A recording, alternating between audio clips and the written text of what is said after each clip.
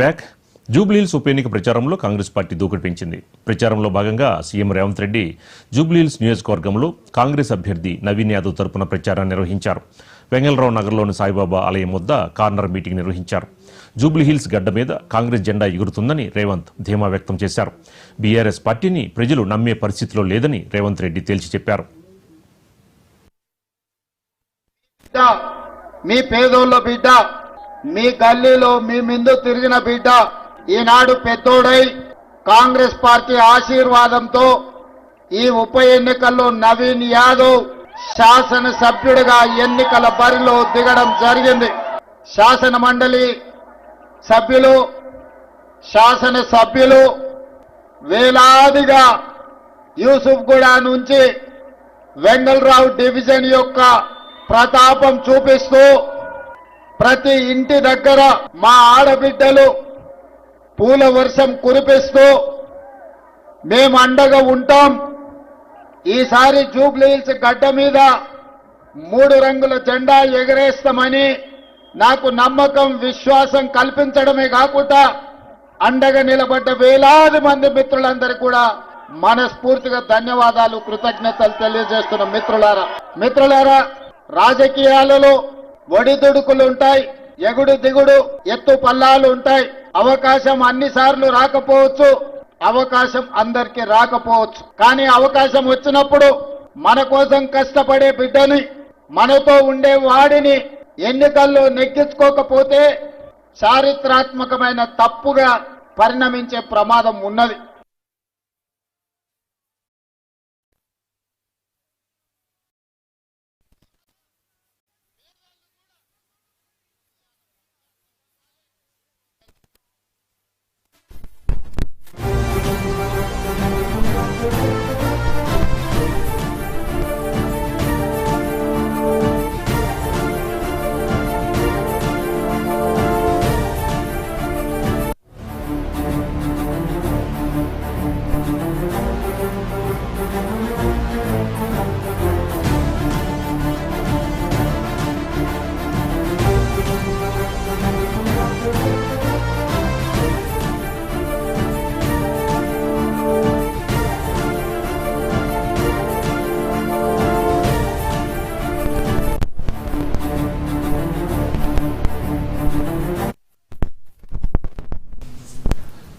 జూబ్లీహిల్స్ ఉప ఎన్నిక సందర్భంగా ఎల్లారెడ్డిగూడలో తెలంగాణ సీఎం రేవంత్ రెడ్డి మాట్లాడుతున్నారు. లైవ్ లో చూద్దాం.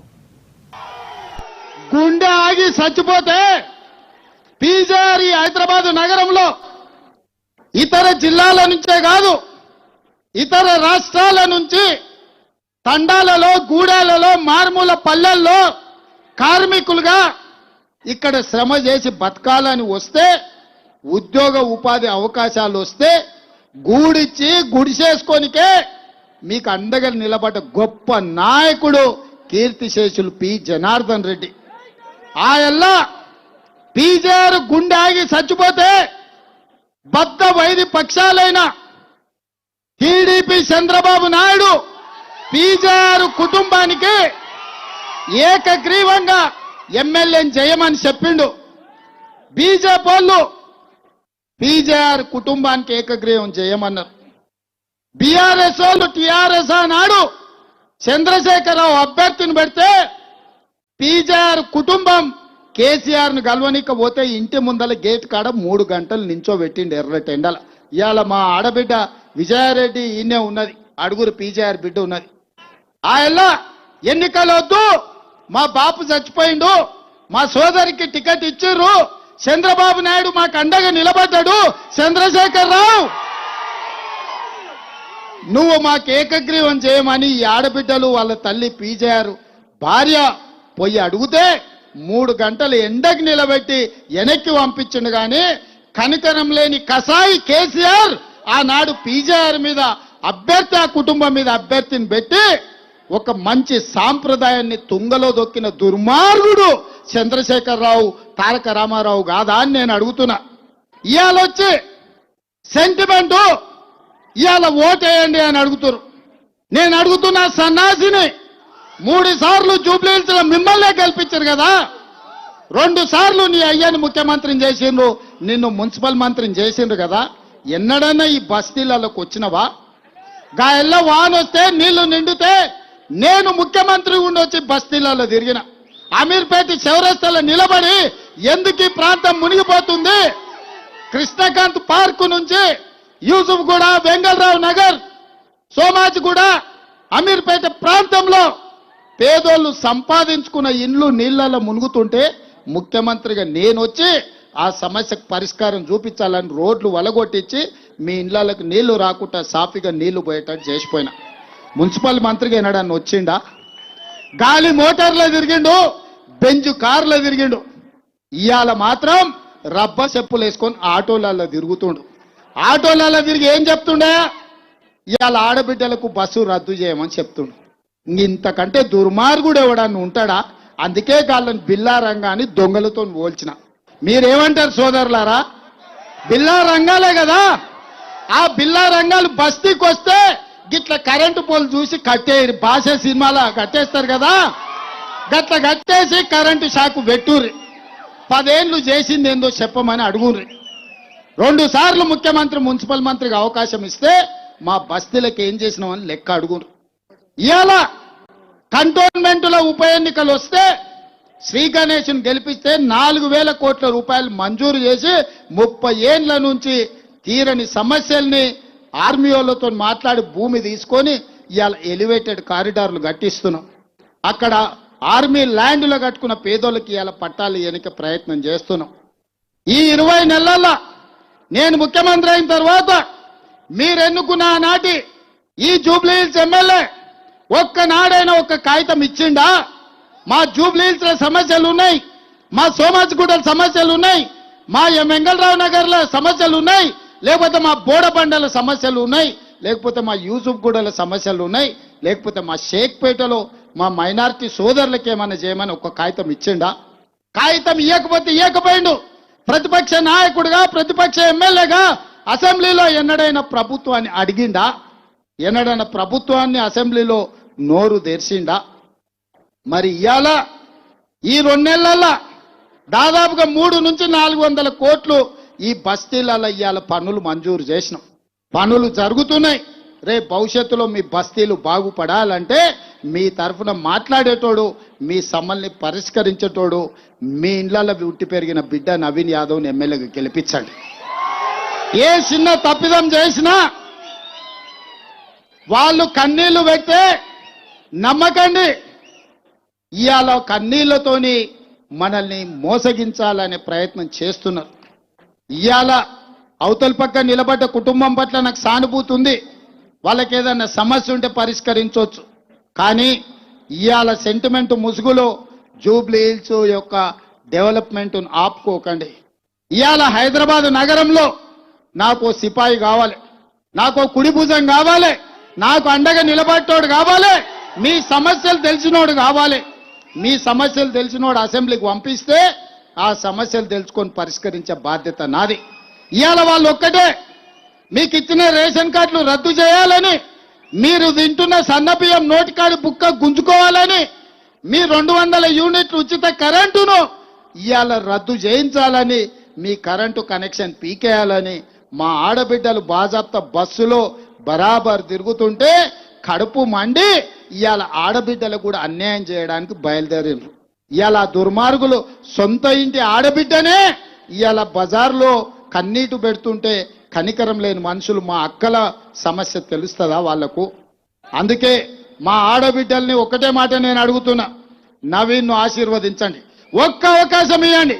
2014, 2018, 2023 3 సార్లు నవీన్కు అవకాశం రాలే. ఆనాడు అజరుద్దీన్ కు పార్టీ టికెట్ ఇస్తే అండగా నిలబడ్డాడు. అజరుద్దీన్ వెనకాల తోడు ఉండి పార్టీ లైన్లో పనిచేసిండు. అందుకే ఇవాళ అజరుద్దీన్ ఆనాడు ఎమ్మెల్యే గెలిపిస్తే మంత్రి చేస్తా అని చెప్పిన, కానీ అనుకోకుండా ఓడిపోయినా ఇవాళ అజరుద్దీన్ మంత్రిని చేసి మీ ముందరికి తీసుకొచ్చిన. కాంగ్రెస్ పార్టీ మాట ఇస్తే మాట తప్పదు, మడమ తిప్పదు. మీకు ఇచ్చిన మాట ప్రకారం ఈ రోజు అజరుద్దీన్ మంత్రిని చేసి మీ సోమాజిగూడ చౌరస్తకు తీసుకొచ్చి నించోబెట్టా. మీరు ఒక్క ఓటేస్తే మీకు 2 సేవకులు దొరుకుతారు. ఒకటి నవీన్ యాదవ్ ఎమ్మెల్యేగా రెండు అజరుద్దీన్ మంత్రిగా మీ సమస్యల్ని పరిష్కరిస్తాడు. వీళ్ళే కాదు, మా రాజ్యసభ సభ్యుడు అనిల్ కుమార్ యాదవ్ను కూడా మీకు అండగా నిలబెట్టి మీ సమస్యల్ని పరిష్కరించిపించే బాధ్యత నాది. మా సంగీతమ్మ చిన్నగా వచ్చి షోలో చెప్తుంది, అన్న ఈడ ఎన్టీఆర్ అభిమానులు ఉండ్రు, ఈడ ఎన్టీఆర్ విగ్రహం పెట్టాలని. తెలుగు రాష్ట్రాలలో ఎన్టీఆర్ అభిమానులు కానోళ్ళు ఎవరైనా ఉంటారా? ఎన్టీఆర్ విగ్రహం అమీర్పేట మైత్రివనంలో పెడతంటే వద్దనే దుర్మార్గుడు ఎవడన్నా ఉంటాడా? ఉంటే ఆ దుర్మార్గులను మూసిలేసి బొంద పెడదాం. అమీర్పేట చౌరస్తలో పెద్ద ఆయన ఎన్టీఆర్ విగ్రహం పెట్టుకుందాం. పెట్టుడు కాదు, నేనే వస్తా, నేనే ముఖ్యమంత్రిగా పెద్ద ఆయన ఎన్టీఆర్ విగ్రహాన్ని ఆవిష్కరించే బాధ్యత నాది. మనందరం అన్నా అని పిలుచుకునే పెద్దలు నందమూరి తారక రామారావు గారి విగ్రహాన్ని పెట్టించే బాధ్యత అనిల్ యాదవ్కు నవీన్ యాదవ్కు అనిల్ యాదవ్కు వీళ్ళిద్దరికి నేను అప్పచెప్తున్నా. నేను వచ్చి నేను ప్రారంభించే బాధ్యత నాది. అందుకే మిత్రులారా, ఇంత రాత్రైనా మా అండగా నిలబడ్డ సోదరులను, మా యువ మిత్రులను, మా ఆడబిడ్డలను, ఈ బస్తీలలో కష్టాలలో మునిగి తేలుతున్న మా పేదల్ని, ముఖ్యంగా మా సినిమా కార్మికులని, ఈ ప్రాంతంలో కృష్ణానగర్ అంటే ప్రపంచానికే గొప్ప సినిమాలను అందించి నంది అవార్డు నుంచి ఆస్కార్ అవార్డు వరకు తెలుగు కీర్తిని ప్రపంచానికి చాటి చెప్పిన సినిమా కార్మికులు ఇక్కడ ఉన్నారు. వీళ్ళందరిని ఆదుకునే బాధ్యత నాది. ఇవాళ మీ ప్రాంతాన్ని అభివృద్ధి చేసే బాధ్యత నాది. ఇంకా 3 ఏళ్ళు కాదు, ఆ తర్వాత 5 ఏళ్ళు, మొత్తం 8 ఏళ్ళు తెలంగాణ రాష్ట్రంలో కాంగ్రెస్ పార్టీ అధికారంలో ఉంటుంది. మీ సమస్యల్ని పరిష్కరిస్తుంది, మీకు అండగా తోడుగా ఉంటుంది. మీరందరూ ఆశీర్వదించండి, ఈ ప్రాంతాన్ని అభివృద్ధి చేసుకోండి. అభివృద్ధిలో భాగస్వాములు కావాల్సిందిగా కోరుకుంటూ మీరందరూ నాకు మాట ఇవ్వాలి. ముఖ్యంగా ఇక్కడ ఉన్న యువకులు, ఈ రోజు నుంచి మీరు నిద్రపోవద్దు. ఈ రోజు నుంచి ఒక్క నిమిషం వృధా చేయొద్దు.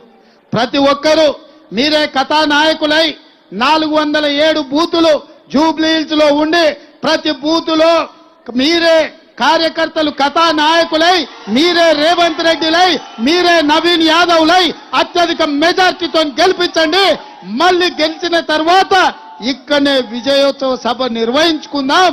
మీ సమస్యల్ని తెలుసుకుందాం, మీ సమస్యల్ని పరిష్కరించుకుందామని తెలియజేస్తూ మీ అందరి దగ్గర సెలవు తీసుకుంటున్న మిత్రులారా, వీడికి వచ్చిన సోదరులందరూ గట్టిగా అంటే ఫామ్ హౌస్ లో వండుకున్న వాళ్ళ గుండెలు అదరాలి, ఉలిక్కి పడి నిద్ర లేవాలి, రాత్రికి కలలో కూడా మీరే గుర్తు రావాలి. సరేనా? సరేనా? సరేనా? సరేనా? సరేనా? రెడీ? రెడీ అన్న వాళ్ళందరూ చేయి పైకెత్తి పిడికిలు బిగించండి. వెనకాల ఉన్నోళ్ళు, దూరంగా ఉన్నోళ్ళు కూడా నాకు కనిపిస్తారు. ఇక్కడ కూడా ఉన్నోళ్ళు, వేదిక మీద ఉన్న మంత్రులకేం మినాయింపు లేదు, మంత్రులు కూడా చేయెత్తాల్సిందే. జై కాంగ్రెస్, జై జై కాంగ్రెస్, హస్తం గుర్తుకే, హస్తం గుర్తుకే. ధన్యవాదాలు సోదరులారా. 3 రంగుల జెండా బట్టి సింగమోలే కదిలేనాడు ఒక్కరో కాంగ్రెస్ సూర్యుడు, మన రేవంత్ అన్న నిగ్గదీసి అడిగే మునగాడు. వీడు భూమిన వానైతాడు, బీద సాదల ధైర్యం వీడు. ఇవి ప్రకున్న అప్డేట్స్. మరిన్ని